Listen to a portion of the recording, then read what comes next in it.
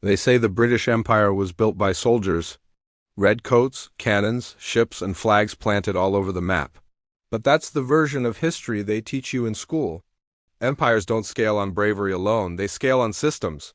The British Empire was built by financial leverage, by debt, interest, and corporate power tools that expand way faster than armies ever could. And once you understand that, history stops looking like chaos and starts looking like code. Because the future doesn't belong to those who ignore history. It belongs to those who understand systems. So, how does a tiny island nation conquer nearly a quarter of the entire planet? Britain never had the largest population. It never had the biggest army. It never had the most natural resources. Yet, by the 19th century, it controlled trade routes, currencies, and governments all across Asia, Africa, and the Americas. The real secret wasn't military dominance. It was financial architecture. Britain understood something centuries before Silicon Valley ever did. If you control the flow of capital, you don't need to control the people. Let's go back to the year 1600. The British Crown granted a charter to a private company. It was called the East India Company. On paper, it was just a trading firm. In reality, it was something the world had never seen before. A corporation with its own army, its own navy, its own currency, and eventually its own laws. This wasn't colonialism by kings. This was colonialism by shareholders. The East India Company didn't conquer India through brute force, at least not at first. It did it through debt traps, trade monopolies, and financial dependence. Local rulers would borrow money, miss payments, and then lose control. Does that sound familiar? This wasn't just empire building.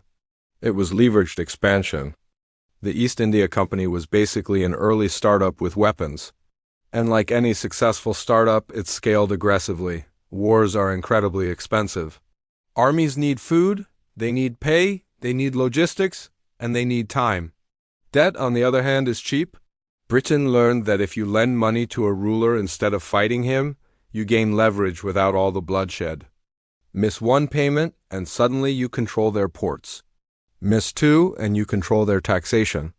Miss three, and you control their governance. Debt turns sovereignty into collateral. This is why Britain didn't just conquer territories, it financialized them. India wasn't just occupied. It was integrated into Britain's banking and trade system. Raw materials flowed out of India. Finished goods flowed back in, and the interest? That flowed upward, straight to London. That's not conquest. That's cash flow engineering. In 1694, Britain created a weapon more powerful than any warship they could ever build. The Bank of England. This institution allowed Britain to do something revolutionary, borrow massive amounts of money at very low interest rates to fund its expansion. While other empires were collapsing under the costs of war, Britain was monetizing its own future. It sold bonds, it issued credit, and it turned national debt into a powerful tool, not a weakness. This was the birth of modern central banking, and it gave Britain a completely unfair advantage. Because when you can finance a war cheaper than your enemy, you're always going to win eventually. Over time, something strange started to happen. The British Empire stopped being run by monarchs and started being run by boards and balance sheets. The East India Company didn't answer to the people of India. It answered to its investors back in London. Profit replaced patriotism. Efficiency replaced ethics. And when the company finally became too powerful, even Britain couldn't control it anymore. That's when the Crown had to step in and nationalize the damage. But the model itself didn't disappear, it evolved. Today we don't call them empires. We call them institutions. Global banks, multinational corporations, financial organizations that don't wave flags but influence governments all the same. They don't conquer with armies. They conquer with access to capital. They don't invade. They restructure.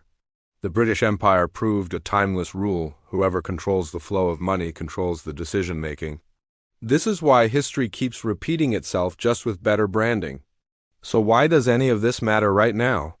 Well, most people think geopolitics is about leaders and elections. It's not. It's about systems. It's about currencies, debt cycles, and trade dependencies. The very same mechanisms that built the British Empire are still operating today. They're just faster, quieter, and more digital. And here is the uncomfortable truth. People who do understand financial systems get ruled by them. But people who do understand them, they get to shape the future. Just look at someone like Elon Musk. He doesn't just build companies, he builds systems. Tesla isn't really about cars, it's about energy infrastructure. SpaceX isn't just about rockets, it's about the economics of launch costs. And the British Empire wasn't about colonies, it was about financial leverage at a global scale. Once you see that, history becomes a blueprint. The British Empire didn't fall because its system failed. It fell because others learned how to copy it. And today, we are all living inside the upgraded version of that very same system. So remember this, the future doesn't belong to those who ignore history. It belongs to those who understand systems. Because the real battlefield has never been about land. It's always been about finance. And the smartest empires don't conquer the world, they make the world dependent on them. Subscribe for more financial truth stories.